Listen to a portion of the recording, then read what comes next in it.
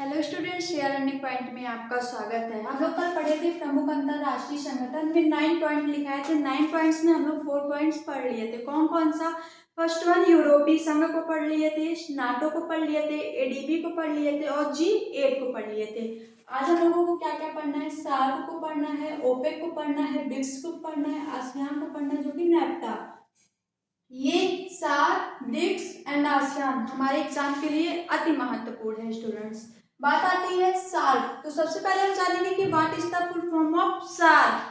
तो South Asian association regional cooperation. SAARC की स्थापना 1998 में हुई थी। मुख्यालय इसका काठमांडू जो कि नेपाल की कैपिटल है। सदस्य 8 कंट्रीज के सदस्य हैं: बांग्लादेश, पाकिस्तान, नेपाल, भूटान, श्रीलंका, मालदीव, अफगानिस्तान एंड इंडिया। अब बात आती है इसका हिंदी नाम क्या होता है? दक्षिण एशियाई क्षेत्रीय सहयोग संघ इसका फुल फॉर्म होता है। जो फुल फॉर्म है इसकी हिंदी होती है। नोट जो कि इम्पोर्टेंट है कि सार्क का प्रथम शिखर सम्मेलन कहाँ हुआ था?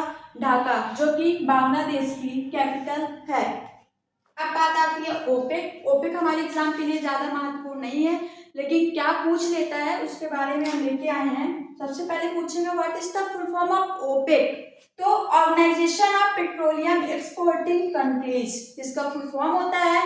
स्थापना और मुख्यालय, जब इसकी स्थापना 1960 में बगदाद में हुई थी, लेकिन इसका जो मुख्यालय है वो वियना जो कि ऑस्ट्रिया में है और इसके सदस्य हैं 12 कंट्री।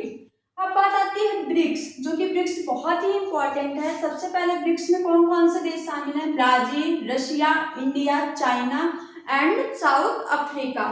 स्थापना 2009 में हुई थी। मूल रूप से तब हमारे 5 मेंबर थे जब इसकी स्थापना हुई थी, लेकिन 2010 में साउथ अफ्रीका इससे ज्वाइन हो गया।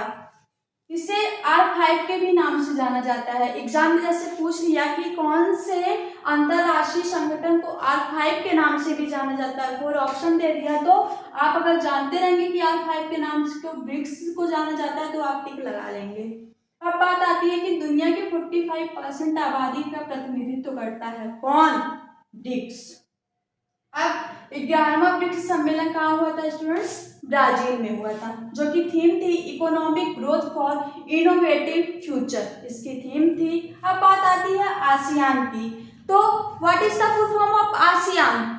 Association of south east Asian Nations इसका फुल फॉर्म होता है। स्थापना 8 अगस्त 1967 को बैंकॉक में हुई थी। मुख्यालय इसका इंडोनेशिया जकार्ता में इसका मुख्यालय है। अब बात आती है इसके सदस्य, तो कौन कौन से हैं ध्यान से सुनिएगा। Thailand, Indonesia, Malaysia, Philippines, Singapore, Cambodia और ब्रुनोई 1984 में ऐड हुआ था। वियतनाम 1994 को और लाओस एंड बर्मा 1997 को ऐड हुआ था। उद्देश्य इसका क्या है? दक्षिण पूर्वी एशियाई देशों में आर्थिक विकास व समृद्धि इसका उद्देश्य है। नेफ्टा, तो नेफ्टा ज्यादा कुछ एग्जाम में इसका पूछता नहीं है। पूछता क्या है कि what is the full form of NEFTA.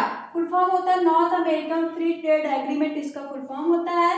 स्थापना 1 जनवरी 1994 को स्थापना होती है। समझौता 3 देशों के बीच होता है, कनाडा, अमेरिका और मैक्सिको।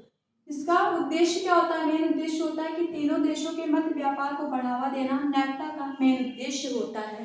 स्टूडेंट्स, आप हमारे चैनल को लाइक, शेयर एंड सब्सक्राइब जरूर कर दीजिएगा। आपको ऐसे एग्जाम के लिए डेली नए नए पॉइंट्स मिलते रहेंगे। Thank you to all of you.